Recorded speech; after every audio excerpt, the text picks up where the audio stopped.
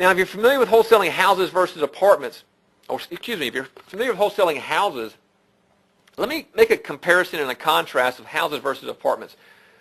First of all, on houses, the one thing about houses is, whenever you wholesale any kind of asset, you need to first determine what the value of it is.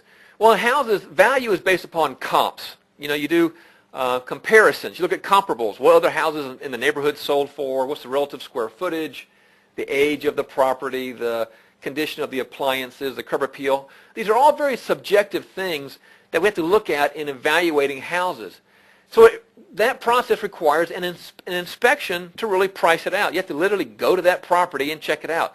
And it's also, when you look at houses, it's very, very competitive. If you open up the classified ads newspaper, depending upon the metro area and how many people live in your area, you can see quite a few We Buy Houses ads. You never see, at least I've never seen any We Buy Apartments ads in the newspaper, nor have I ever seen any We Buy Apartments bandit signs. So when I make the case of wholesaling apartments, some of the differences between apartments versus houses are apartment values are based upon the numbers. That is the profit and loss. We look at financial statements. We do not drive around looking at properties. Matter of fact, we do deals that are out in other states because we can evaluate a deal without ever even laying eyes on it. We look at things called cap rate and compare it to a market cap rate. So it's a very objective process.